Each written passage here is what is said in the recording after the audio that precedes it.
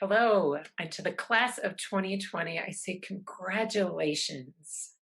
I know this year didn't look anything like you wanted it to look. It was really difficult, and it was a really terrible way to have senior year in a lot of ways. And that doesn't take away from a lifetime of accomplishments and hard work. So I really congratulate you, and I hope that you take that in and you get some celebration. So, we're talking today about this transition from high school to college or college to adult life, which is a huge change in so many ways. Probably going to change your address. Um, there's going to be other big changes in terms of your day to day experiences. They're going to be totally different. Also, in your identity, you get to change and explore and let go of some things from the past, and you're becoming a different person through these changes. Some things are shifting, some things are just beginning. But and it's normal to feel during this time to have some difficulties. So difficult things will come up. That happens during transitions. It's hard to adjust to a new way of life, to a new school or work life in that way.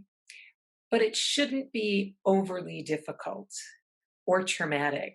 Mine actually was. My transition from high school to college was really difficult, and I wish that on anyone. It doesn't have to be that way.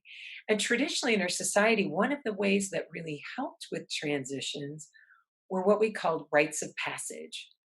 And rites of passage served a really important function both for the individual and for all the people surrounding them because they really marked that things were going to be different, that there was a change, that you were moving from one life phase to another, and also talked about how the rest of the people in your life were witnessing that and supporting you in that change.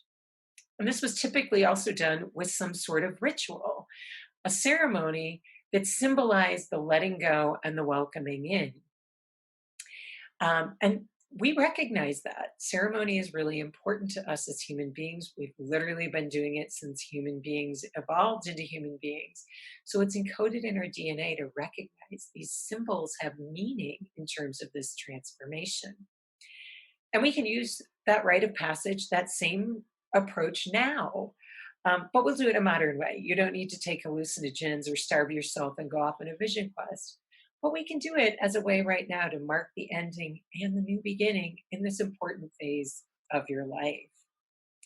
I guide people through this process, whether they're high school grads or college grads. And what we do is we look at making meaning from the past. We look at what the important life events were, the experiences that you had that you learned from. We look at what your strengths are and your gifts, what makes you special from your perspective and your parents' perspective, because you get to take all that with you. Then we look at what you don't want to bring with you. Sometimes there's a lot of things we want to let go. If you have a nickname that you've had since second grade that you hate, guess what? You don't need to go by that anymore. And there may be beliefs that are holding you back that you want to let go. And when you step into this new phase, you want to have that be part of the past. And then the next phase is looking at setting an intention and looking at what you want to welcome in your new life. And parents are an important part of that, helping you look at that process and where your growth is, and also saying how their role is going to shift and how they support you as you move into this next part of your life. So, how do we do this? Well, I give you some reflection questions to just get you thinking about it, parents and graduates in terms of that. And then I meet with each one of you separately to do a life review and to look at your life, look at what's important, look at those things you want to let go of and make meaning from that. Do the same thing with the parents. And then we have co-creation sessions where we come together and we brainstorm, hey, how do we want to bring this together? How do we take all this information and come together and think about a ritual that's meaningful and special for our family?